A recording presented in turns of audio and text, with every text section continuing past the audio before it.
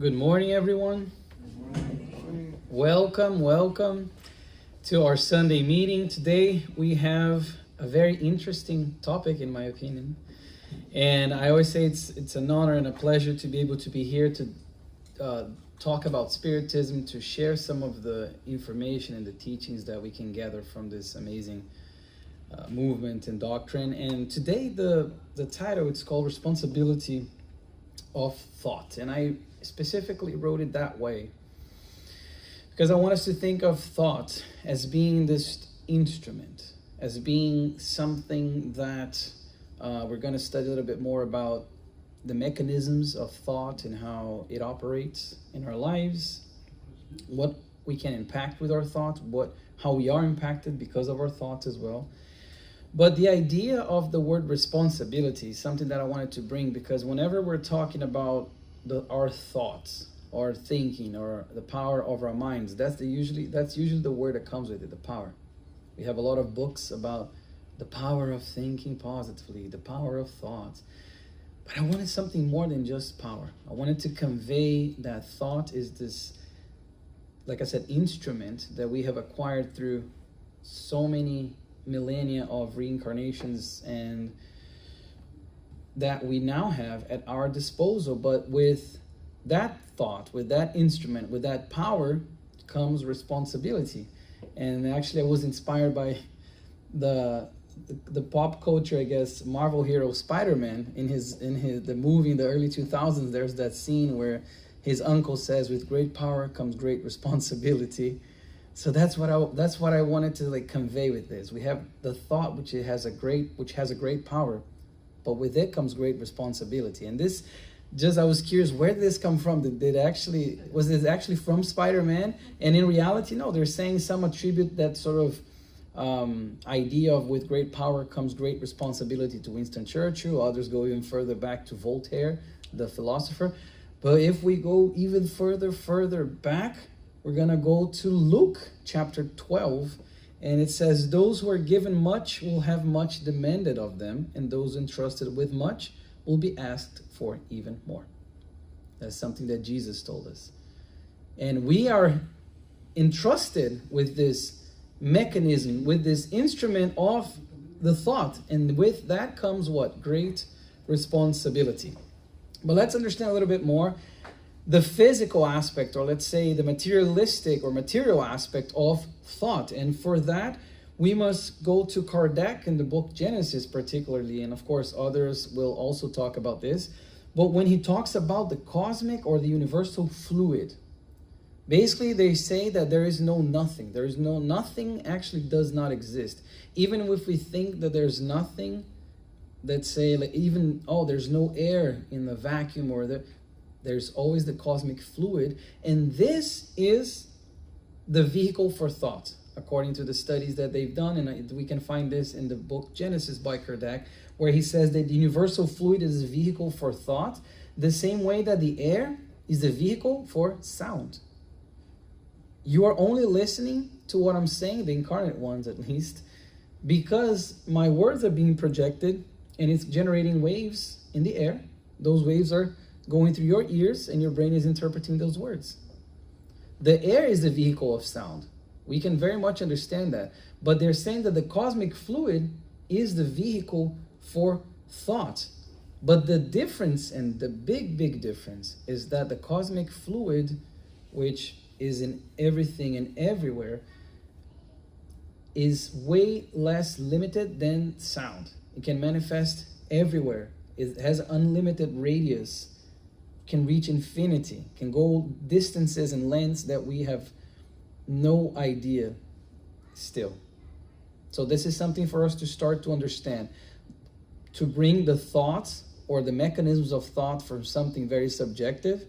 Oh, my mind can create my reality, which is nice and it's true, but it's still very subjective, to something more applicable, something that we can understand way better.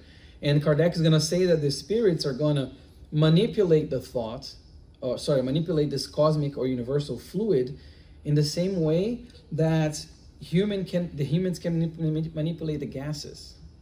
Same way we can manipulate certain material things, the spirits can, through their thought and their will, focus on the word will here, they can manipulate the cosmic fluid to make it close, make the fluid close together, dissipate, create, destruct, etc., etc. And when we're talking about thought, one thing we'll encounter in lectures like this or talks like this is the words vibration, frequency. So I wanted to bring here this idea that when we think, let's make the analogy with the radio, when we're saying about being in sync, being in tune, let's think of the radio frequencies. And when we think, Kardec will say that we emit electromagnetic waves which carry energy. When we think, we emit these waves that carry energy. And our brain is this device, at least in our current state of evolution here as the immortal souls, is this mechanism or this generator of these waves. They move through space, they move through even time, in this movement through space that it's called vibration. They say that the pure spirits, or the spirits that are more elevated, they have this ability with their thoughts, because of the frequency, to have to go very far away and penetrate even the smallest things. And when we're talking about, so we think about an antenna. We're emitting our thoughts non-stop. In fact, science in the field of cognitive psychology have measured that we have, on average, 22,000 thoughts every day. 22,000 thoughts. And a question I sometimes ask my patients when we're talking about thought and things and thinking is, how many of those by the end of the day, if I asked you, how many were you aware of that you had throughout the day? And I asked them to give me like a ballpark number. 100, 1,000. Okay, let's say 1,000. That means there were 21,000 thoughts that you were not aware that you were having on that day. And it's very interesting for us to realize that, because how much attention are we giving to our thoughts? If we're saying that our thoughts emit this wave, electromagnetic wave, that is carried through the cosmic fluid or the universal fluid, it can create, it can destruct, it can change our reality and other people's realities. How much attention are we actually giving to that? What sort of antenna are we being when we're emitting these waves? Because up until even Spiritism came about, I'm going to say that we thought that our heads or our minds were this impenetrable fortress. My actions, people can see. My words, people can hear. But my thoughts, if I'm just quiet and I'm just thinking something negative about Enrique, nobody's going to know. That's not true. First, spirits will know. Second, we'll see that. Second, whatever I'm thinking something that is negative, that's going to have an impact not only in the person, but in myself as well. Same with the positive thoughts. Same with the thoughts of love, thoughts of forgiveness. Those can very much modulate our reality. But it is very difficult, I dare say, for us to grasp the concept of the thought still. Even us studying Spiritism, I think that sometimes our faith in these knowledges, they can waver in the knowledge. Because it's very hard, because we don't see it necessarily. And we're very much still see to believe. We're very much in this, with this notion that our senses dictate what's actually real or not. But is that really the case? Because it's not the case with everything. For instance, if we look at the tree that's just outside here, we know that what's making that tree continue to live is something that we're not seeing. The roots, they're underground. We don't see that. If somebody's doing something right now in Japan, I'm not seeing it, but does that mean that it didn't exist or it didn't happen? There's a lot of things that we don't see that are actually there. There are a lot of things we don't hear that are actually there, because our senses are still very much primitive compared to the plenitude state that they will one day reach. So whenever we're trusting those senses, we have to be aware that we're trusting a ruler or an instrument that measures that is still very precarious compared, again, to everything that is subtle, everything that is divine and more evolved. So our thoughts, in the way that they carry around, the way that we can, again, create, destroy, modulate, mediate our reality and the reality of others, is something that Kardec mentioned it being akin to the tolling of bells that vibrate. When a bell tolls, there vibrates the molecules in the air. Same way when our thoughts, when we're emitting those thoughts. And when we think of, again, being in a planet, being either discarnate or incarnate, ones that are listening to this, when we are in this planet, we are in the psychosphere of the planet. We are all interconnected, as if we are all in the same boat. Everything is this connection. Emmanuel is even going to say that our thoughts, the mental reflex lives at the base of life, or the foundation of life, meaning it's the foundation, what we're thinking, what we're cultivating in our inner temple lives at the foundation of life. And he even says that we breathe. Emmanuel says this, I thought was very visual. We breathe in the world of images we project and receive. We breathe in the world of images we project and we receive. And as we go even further down in this study, we see that in the books by André Luiz, in the Life in the Spirit World, there are other books by Kardec, Leon Denis. There are many different authors that talk about Manuel Filomeno de Miranda, psychographed by Divaldo. There are many different authors that have alluded, and I'll bring some here, an example in just a bit, but they've alluded to this, our thoughts, the idea of our thoughts creating these fluidic images. Remember the cosmic fluid? These fluidic images. And they are saying that even when we think of something, they give the example, a negative example of somebody thinking of murdering someone, killing someone else. They talk about how this is reflected in the perispiritual envelope, and when they are thinking of that, even if they don't go and carry out that action, that thought already created that image, that movie, let's call it, because it's also a movie.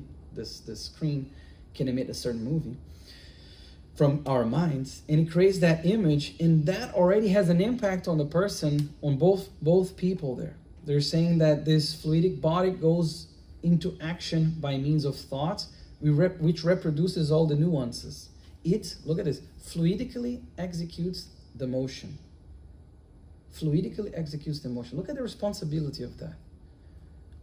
What are we actually thinking? How are we actually taking care of our thoughts? What are we cultivating in our minds? Because even if we're thinking about it, I'm not going to carry it out. I'm just going to daydream a little bit about that. It's already being created, even if it's not being carried out. In this book, we don't have this book in English. The book of Messages. Emmanuel is going to say that by feeling, thinking, speaking, or acting, we tune into the emotions and idea of all people, incarnate or discarnate, within our vibratory range. Remember that I talked about the vibrational range or vibratory range or the frequency, almost like in a radio when we're thinking of the older radios where you had the knob and you tune in to a certain frequency, and then you get the clear sound of all in certain frequencies. It's kind of like that with our thoughts. What sort of station are we tuning into daily? That's something for us to think about. And he's also going to say that thoughts are like multicolored paints. The action is the brush that will create the paintings in which you live. And we have so many colors at our disposal. Moreover, in the book Action and Reaction, and I like to leave the source of the slide on the top right corner, because I always encourage people to go and read about it themselves. Druso, who is an instructor for the author, André Luiz, the spiritual author, André Luiz, when they're talking about the importance of the mind, this mental temple, Druso is going to make a comparison that I thought was very powerful. He's going to say that let's think of the mind as being a lake. Our mind as being a lake. If the water is still and clean, The light of the sky will be reflected on it without distortion. We have experienced, or at least in pictures or in real life, when the water is very serene, how there's an image of the sky reflected upon it. And it's a very beautiful thing. And he's saying that Druzo is saying that when our minds is as the lake, and if the water of that lake, meaning our minds, is very still and clean, the reflection of the sky, meaning the higher spirits, let's start to translate the subjectivity of the analysis, can be reflected upon it. But if the water is always in turmoil, if our minds are always in turmoil, the images are lost to the turbulence of the moving waves, especially when the muck or the dirt or the mud from the bottom comes up to the surface. So I thought this was a beautiful image for us to, talking about image and thoughts, for us to visualize. Our thoughts are like this lake. Which one do we want to have as our lake? This one or this one? How many times are we falling into that one? Because we're not perfect, we're gonna go into that one. Rest assured. And oftentimes this mud, if we go even further in the analogy, the mud that comes up to the surface could be a lot of unconscious things, could be a lot of things that we carry within ourselves, sometimes from other reincarnations, that we need to take care of. And the idea of the lake then is something that I wanted to bring. Now if we go to the Spirit's book, question 457, starting to talk about mediumship a little bit here. Can spirits see our most secret thoughts? And I like that they put the question secret. Not just thought, but like secret thoughts. Like it already conveys an idea of those things that I don't want anybody to know that I'm thinking. Can they actually see it? They often see what you would fain hide from yourselves. Neither acts nor thoughts can be hidden from them. So they gave a bonus answer here. Neither acts. They didn't ask about acts. But they're saying, be careful when you think you are by yourself and you think nobody's watching what you're doing. Somebody's watching what you're doing. Somebody's watching what you're thinking. And I think it's extremely, and we didn't plan for this, is extremely serendipitous, or is extremely interesting that the message is one of my favorite messages from Happy Life, message 120. Mm-hmm. Even if you don't know it, you're somebody's role model. Mm-hmm. Even if you don't know it, even if when we think we're by ourselves, or when we think we have this internal temple that nobody can penetrate, we are being a role model. We are being the example to someone. Oftentimes it's the discarnate one. But we're being the example to someone. But then, if they can see our thoughts, can they influence our thoughts? I think that's a very natural follow-up question. Okay, can they see, but can they influence our thoughts? Their influence upon them is greater than you suppose, for it is very often they who direct both the thought and the action. Look at the weight of this answer. Their influence upon the thoughts and the actions is greater than we suppose. We are more susceptible to the discarnate ones' influence than we fathom, than we are often consciously aware and thinking about. Not only with the thoughts, but also with the actions, because the actions comes from the thoughts. Again, let's focus on the responsibility of our thoughts, because it is through the frequency that we're letting our thoughts be, how our mind as a lake is, that we're going to be more susceptible to a certain type of influence. And then we have to talk about obsessions. Because if we are influenced, we're influenced in both ways. We're influenced in processes called obsessions, or we're influenced just by inspiration. We're influenced in many different ways with our thoughts and with our actions. But how then? They're going to ask, how can we neutralize the influence of evil spirits? Because again, following this idea that the spirits can influence our thoughts and actions, that their influence is greater than we imagine. That influence can be good or can be bad as well. It can be for good or for evil. But how much can we actually neutralize the influence? And this is a longer answer, but I wanted to put it all here. By doing only what is right and putting all your trust in God, you repel the influence of inferior spirits and prevent them from obtaining power over you. Take care not to listen to the suggestions of spirits who inspire you with evil thoughts, stir up discord among you, and excite you in evil passions. Distrust especially those who flatter your pride. I bolded pride there. For in doing so, they attack you on your weakest side. This is why Jesus makes you say in the Lord's Prayer, let us not succumb to temptation, but deliver us from evil. In the question 460, I didn't put it there, but in question 460, they're going to say, don't you notice that sometimes you have very conflicting thoughts? Could be when you're thinking of something very positive, all of a sudden something negative comes directing you in another way, or vice versa. If you're thinking about doing something negative, there almost comes another thought that reminds you to do the good. And they say this is very much our influence. And here, when we're talking about neutralizing the influence, they're saying doing what is right and be especially careful for those thoughts or inclinations that you're receiving that will flatter your pride. Because pride and selfishness, as we learn, are the two biggest scourges, or the two biggest moral barriers, barriers to our moral advancement in today's society. Pride and selfishness. So those who are flattering your pride, those you have to be careful, because it may not be coming from a good source. And then in the book Thought and Life, Emmanuel is going to say, in order for one mind to address another and make itself felt and understood, it creates images, and this precludes the need for words and action. Images, it precludes the need for words and action. If the receiving mind is in attunement with the one seeking to control it, an active circuit is then formed. And I bolded, active circuit. So if the mind is attuned to the other one that wants to control it, they are both in the same frequency. Remember, we were talking about frequency. They're both in the same frequency. They're attuned. There's an active circuit that creates from that.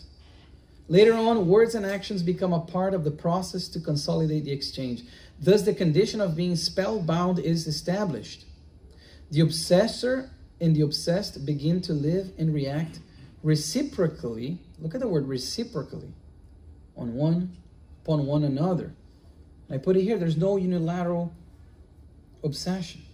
If we are not in tune with those spirits that don't want us to succeed or don't want us to be good and feel good, if we don't get into that frequency, we're not going to have their influence the way they want to influence us. But when we lower our thoughts in the frequency, in terms of frequency, and our mind is like that lake in turmoil, then we become susceptible. Then we open ourselves to their negative influence. And then it becomes an active circuit. Because they're suggesting things, we're feeding off that hate. We're feeding off from that pride. We're feeding off from that lack of forgiveness. The hurt and all of that. And they're feeding us, and we're feeding them with the thoughts as well. It becomes this circuit. And in the book, again, Action and Reaction.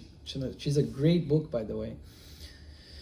Druso, again, he's talking with André Luiz and his friend Hilario, like they're in this situation where they see, in the spiritual world, they see this man that discarnated.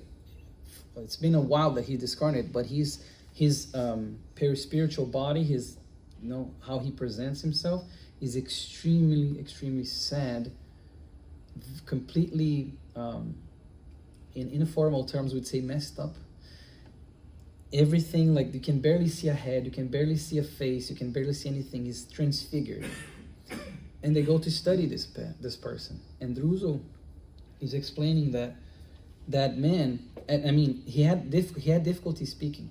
But after they treated him with healing passes and a bunch of those things, After some time, he was able to start to speak. And as he was speaking, they started to gather a little bit about his history. And they learned, this is chapter 3 from Action and Reaction. They learned that this man carried such guilt because in his last incarnation, he killed his brothers. And because of the guilt he carried from killing his brothers over, I think, their parents' fortune or something, when he discarnated, his brothers were there in the spiritual world as obsessors, and they punished him severely.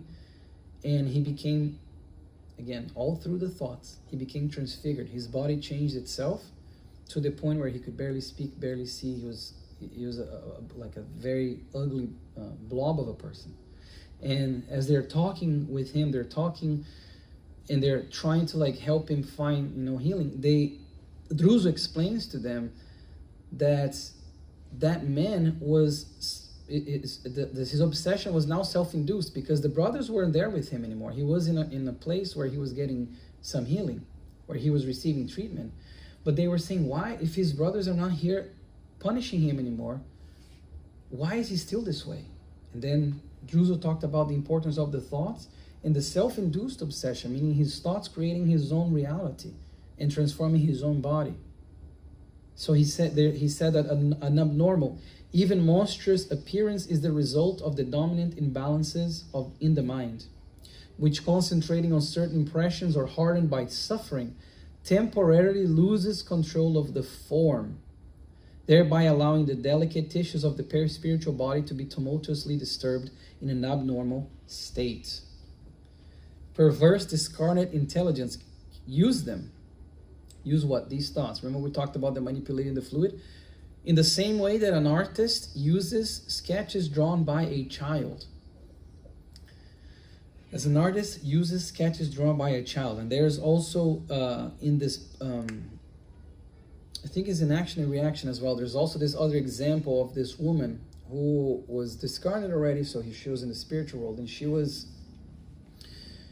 she kept getting terrorized by this demon, Belphegor, which is a demon from mythology that has goat appearance, has horns and whatever.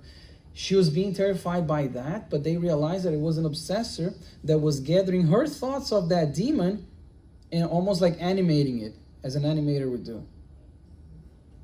So she was giving them the material.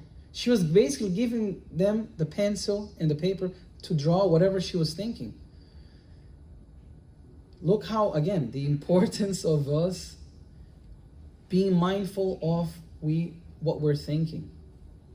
And in the book Dramas of Obsession by Yvonne, psychographed by Yvonne, there's also this family of spirits that is upset, like they have this process of obsession with this other family, and you can see in their bodies that they're still bleeding from wounds of 400 years ago because their minds are so entrenched in that.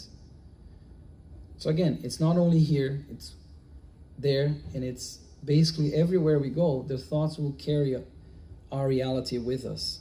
And I mean, if we think about André Luiz, when whoever saw the movie Nosso Lar, Our Home, or read the book, he's in this region, this very sad region.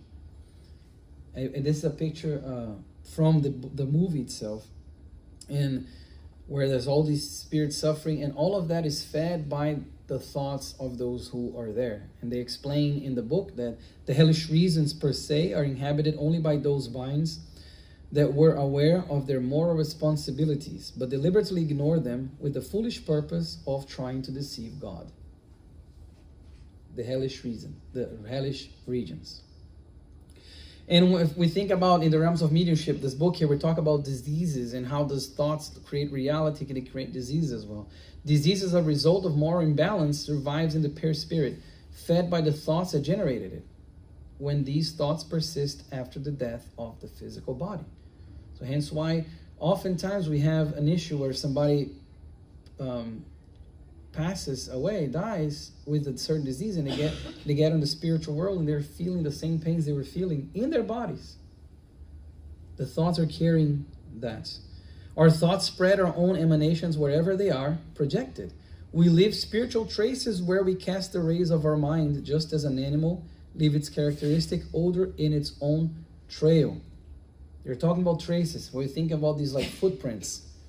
We leave traces because our minds is the fluid. We leave these traces wherever we go, as we're thinking, as we're creating. And in the same book, we have two examples where the instructor Aulus was talking to André Luiz, and he was mentioning that this watch, they were looking at this watch, and there was this couple, this scarlet couple, that would come to the watch every time.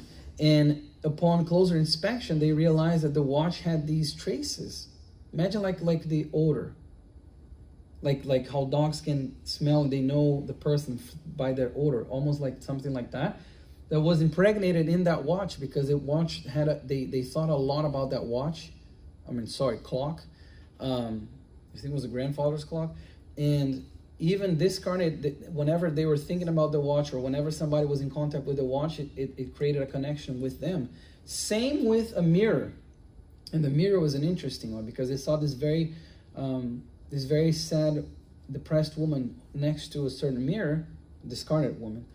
And they went to inspect it, and what they realized was that this mirror was from a French man who was in Brazil in 1791, year 1791, the French Revolution soon after.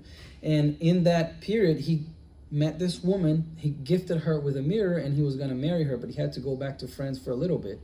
So he gifted her with the mirror, and he went back to France, promising to come back to Brazil, but he never came back to Brazil.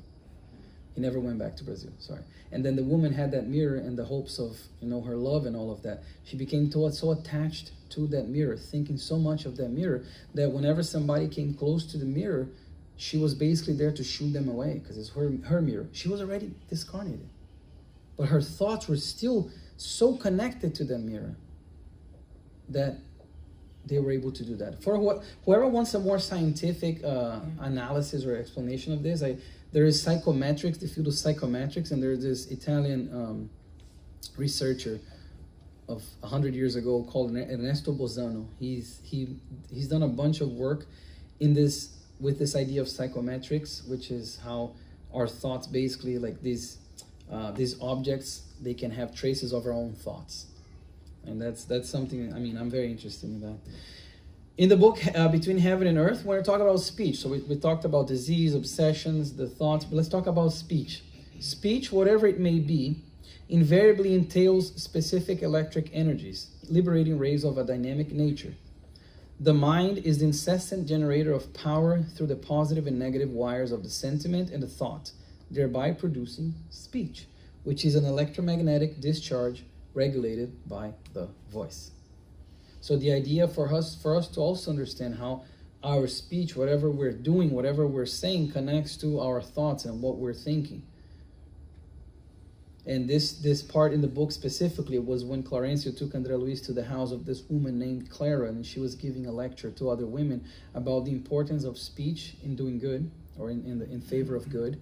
And that's what she said, that the mind is this incessant generator of power. Is this incessant generator of power. So once again, that's why I like to bring a lot of different bibliographies here, a lot of different sources, for us to realize again the congruency of all these thoughts, of all these ideas about the responsibility of our thoughts. We talked about the negative influences. Let's talk a little bit about the good ones now. In the book, The Problem of Life and Destiny, I dare say one of my favorite books, Leon Denis is going to say that intuition is in most cases only one of the forms used by the inhabitants of the unseen to transmit their warnings and instructions to us. Other times it will be the revelation of deep consciousness to normal consciousness. So he's talking about the intuition. He's talking about that voice that we often hear whenever we need some guidance. If we truly attune ourselves, remember the frequency? With a higher frequency, we're going to be able to listen to the higher spirits helping us, to those benefactors, to all of those who want us to succeed in our lives, in our trials and tribulations and atonements that we're going through. In the first case, it can be considered as an inspiration. Through mediumship, the Spirit infuses his ideas into the understanding of the medium. And he's even going to say, and I have that image there with an arrow, he's even going to say that the broad stretch of a river, I like this analogy he makes, the broad stretch of a river cannot flow through a narrow riverbed. Meaning, if we are leaving our minds in a frequency where we are making it very hard for the spirits to talk to us, it's like if they want to help us with so many things, with so many inspirations, so many thoughts, but we're just narrowing our minds so much in the sense that we're not going to be able to receive all the blessings they want to gift upon us. Emmanuel, in the book Thought and Life, so then we must think, okay, what can we do with our thoughts? There's two things we're going to start talking about that we can do with our thoughts as far as something very practical. And it goes through what Jesus says about watch and pray. The prayer, it is this emanation from our hearts through our thoughts to the higher spirits, to God, to Jesus. The prayer that he's going to say gives a spark to the hidden energies of the heart and releases them by the living and image-forming power of thought. In turn, these images that we created through our thoughts, they ascend to the higher spheres, touching the minds of both visible and invisible entities around us.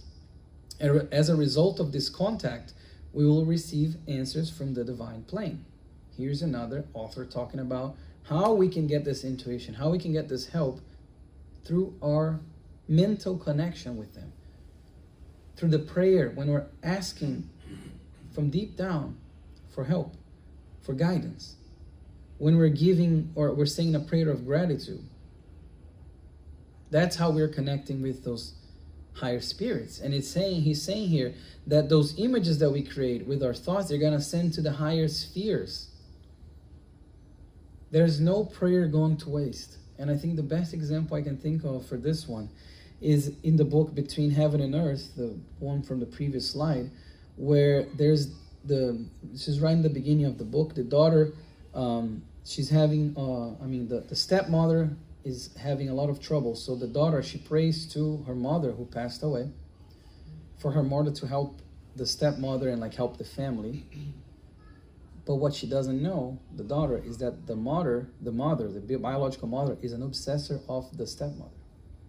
So she's in a frequency, a vibrational frequency, that the higher prayer from the daughter cannot reach that frequency of the biological mother, because she herself is not a condition to help, because her thoughts are very much of hatred towards the stepmom.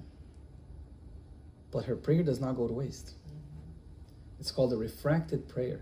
What happens is her prayer, instead of going to the mother who couldn't, let's say, absorb it, goes to the higher spheres, and the spirits do send help to that family. So no prayer done with the heart will go to waste. No thoughts, this image-forming thoughts of this child, of anybody who wants that help, even if the person they're asking the help cannot help them, somebody will.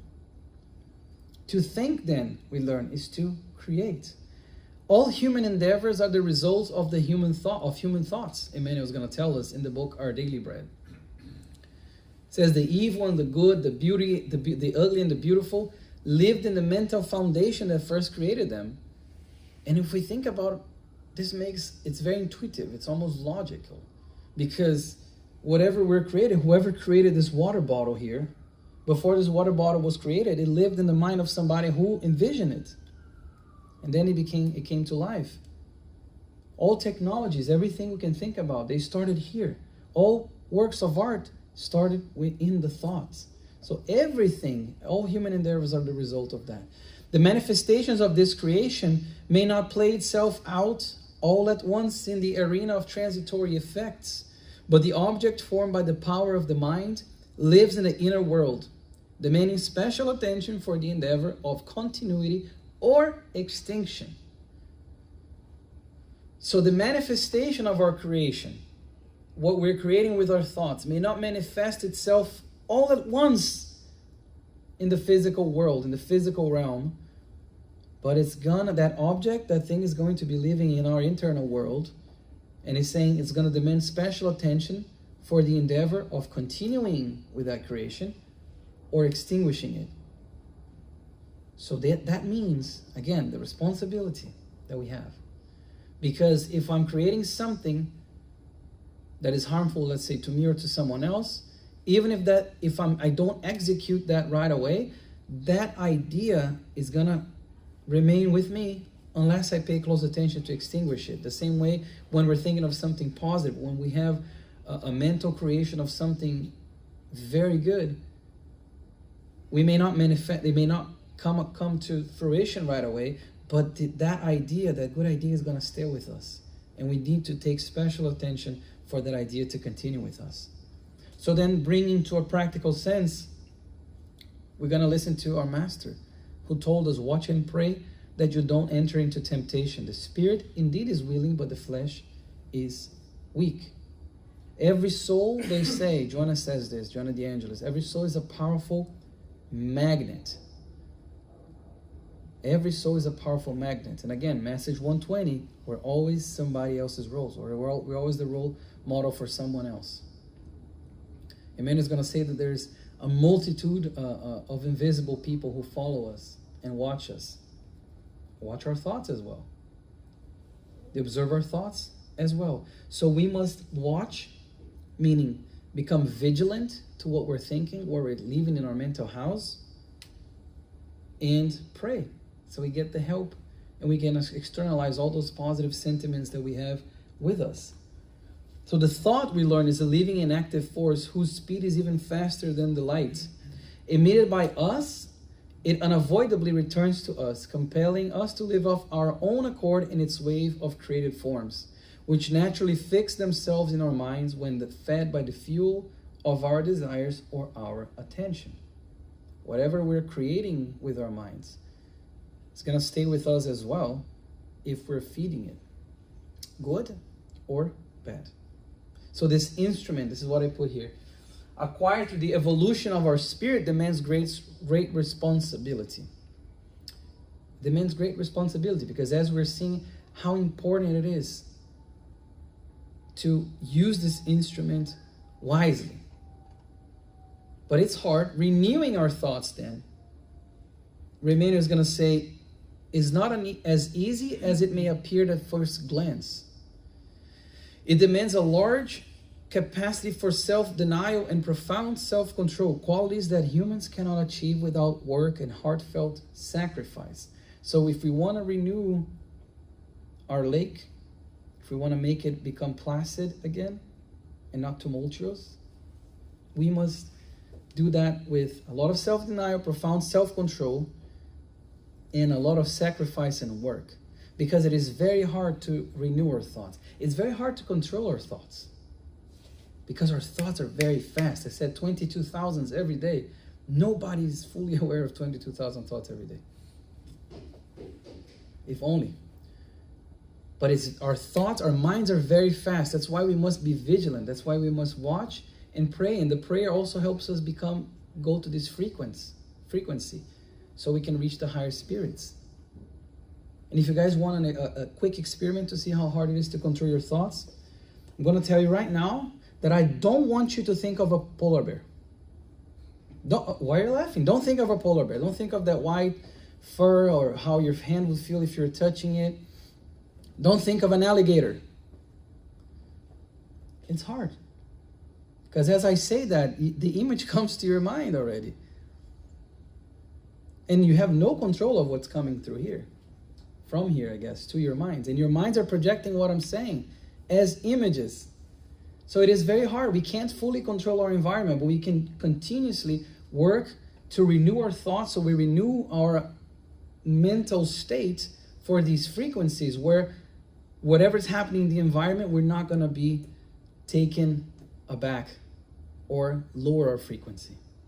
To think, Emmanuel is going to say, is to create. The manifestation of this creation may not play itself out all at once, like I said, and I wanted to put this again here, in the arena of transitory effects.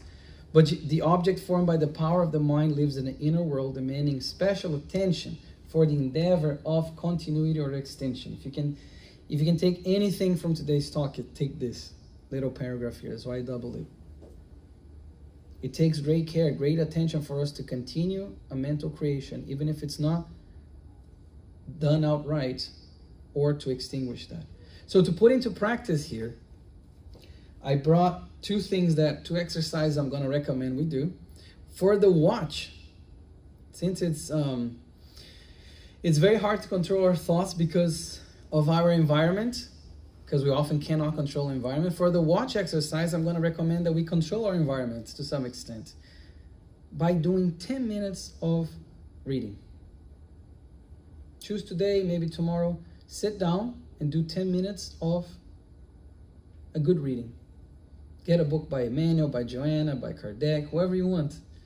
Just do 10 minutes of reading. This way you're going to be controlling your environment. And while you're reading, in a way you're watching, because by reading those things, we can elevate our thoughts to a higher frequency. And we're going to be establishing a good habit of reading as well. The second one is to pray. So for the pray exercise, I'm going to recommend or suggest that today or tomorrow, whenever you're praying next time, envision somebody you truly love in that prayer. Try to picture as if you're seeing a movie in your head, hugging that person, kissing that person, or saying words to them whenever you're praying next time. And asking the spirits to be with that person. Giving that love to that person whenever we pray next time. And I wanted to finish with this that Emmanuel said in the book.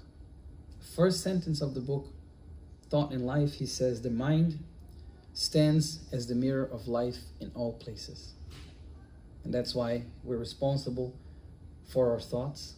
And that's why we must pay attention to that so we can renew it and change not only our reality, but other people's realities. Wish everybody a blessed week. Thank you.